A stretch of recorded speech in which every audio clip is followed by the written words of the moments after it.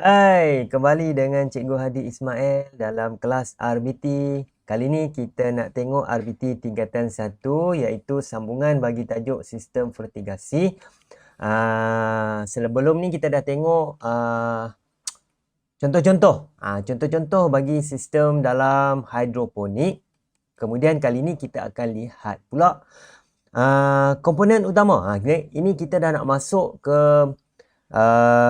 topik yang lebih mendalam bagi sistem vertigasi. Kita nak tengok komponen utama. Sebelum kita nak tengok dia punya sistem, kita tengok dulu apa komponen utama yang perlu disediakan untuk menjalankan satu sistem reka bentuk vertigasi. Okey. Baik. Mengenal pasti komponen utama dalam penyediaan reka bentuk. Dia ada 3 benda yang penting. Komponen utama ni dia ada 3 benda yang penting, iaitu yang pertama adalah sumber. Ini sumber ni.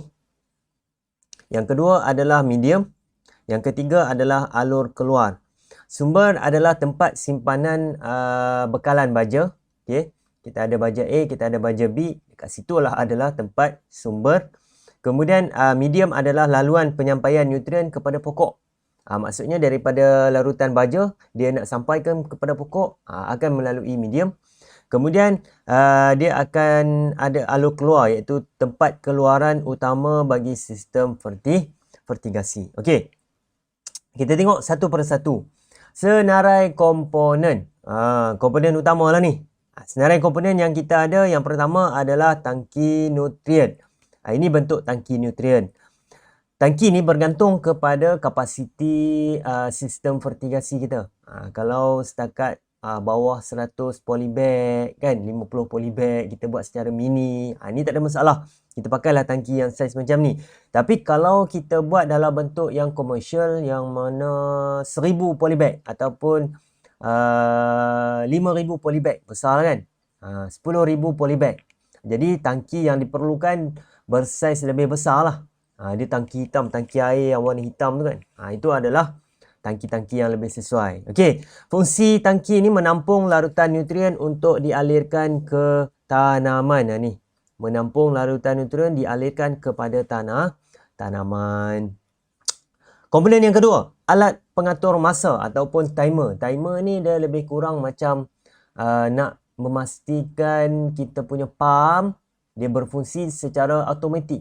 Jadi tak perlu kita dah set masa dia. Jadi tak perlu kita datang untuk onkan elektrik supaya pump tu berfungsi. Tak perlu.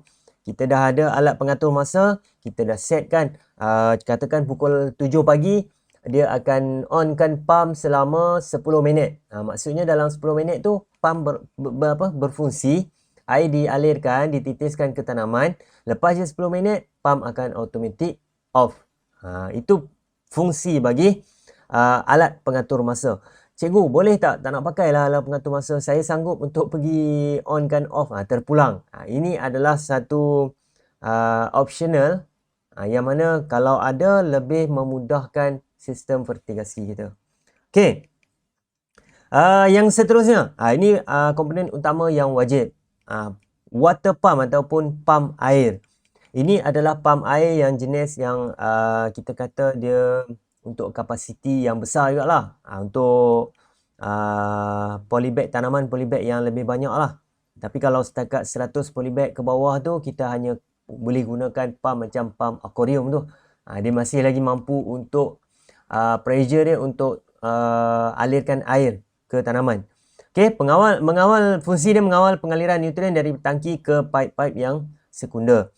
Penapis. Kemudian kita ada penapis atau filter. Tujuan filter ni kita nak menapis benda asing daripada memasuki pengairan sistem. Kalau benda asing tu dah masuk, dia melalui pipe-pipe utama, pipe sekunder, masuk sampai ke kita punya set penitis, dia akan mengakibatkan satu kerosakan pada set penitis. Dia tersumbat lah. Okay? Bila tersumbat, air tak boleh dititiskan. Jadi komplikasi yang lebih teruk, tanaman kita tu dia tak dapat baja, dia tak dapat pengairan. Jadi bila tak dapat pengairan, apa berlaku dekat tanaman? Wallahualam, fikir-fikirlah. Okey. Baik. Komponen seterusnya kita perlukan adalah pipe ladang. Pipe ladang ni antara komponen utama jugalah. Kita perlukan pipe ladang yang mana dia ada 3 jenis pipe. Kalau tengok kan, pipe ladang ni dia ada 3 jenis. Yang pertama pipe utama, pipe main lines. Biasanya dia adalah pipe PVC sama ada 32 mm ke 40 mm yang menyambungkan tangki nutrien ke pam air. Dia saiz yang besar lah, kan. Yang kebiasaan kita pakai 20-25 tu yang untuk yang secondary.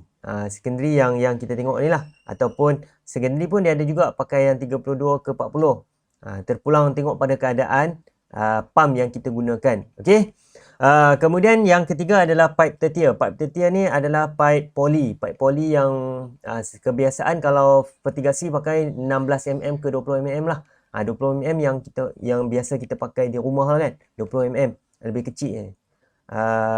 Kita panggil dia pipe setengah. Setengah. Dia ada satu lagi yang 3 suku.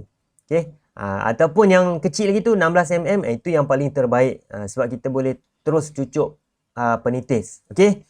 Kemudian kita perlukan penyambung paip. Kita nak sambungkan setiap penyambungan paip tu kan. Kita perlukan penyambung paip. Antara penyambung paip yang diperlukan adalah T. T macam ni lah.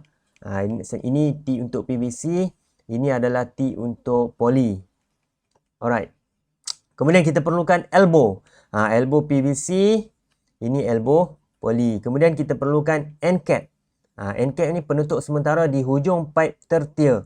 Maksudnya kita nak tutup sementara supaya bila kita nak sambung semula nanti kita hanya sambung je pipe dekat situ. Tak ada masalah. Okey. Kemudian komponen lain yang penting, komponen utama yang seterusnya adalah set penitis. Set penitis ni dia pecahkan kepada 3. Yang pertama tiup mikro. Ini yang tiup yang kita sambungkan daripada pipe tertier tu. Okey, pipe 16 mm, kita tebuk lubang, kita sambungkan daripada situ masuk ke polybag tanaman. Okey. Kemudian kita ada nipper. Nipper ni dia kata dipasang pada pipe tertier menjadi penghubung ke tiup mikro. Kita sambungkan daripada pipe tertier jadi penghubung kepada tiup mikro untuk dititiskan ke polybag. Itu adalah nipper. Cikgu, ada setengah pipe kita tak pakai. Contoh macam 16 mm kita memang tak pakai nipper. Sebab dia memang kecil, dia terus boleh tiup mikro, tak ada masalah. Nipper ni selalu kita pakai dia pada 20 mm, 25 mm. Itu kebiasaan kita pakai lah. Kemudian penitis. Penitis ni yang paling hujung sekali pada tiup mikro, terus masuk ke medium dalam polybag. Itu adalah penitis. Dipasang di hujung tiup mikro untuk menitiskan larutan nutrien. Okey. Jadi saya rasa itulah komponen utama yang penting perlu pelajar faham, tahu dan tahu dia punya fungsi dia lah. Okey. Jadi kita akan sambung lagi selepas kelas nanti. Selepas ni kita akan sambung lagi untuk topik-topik yang seterusnya. Jadi stay tune dalam channel cikgu.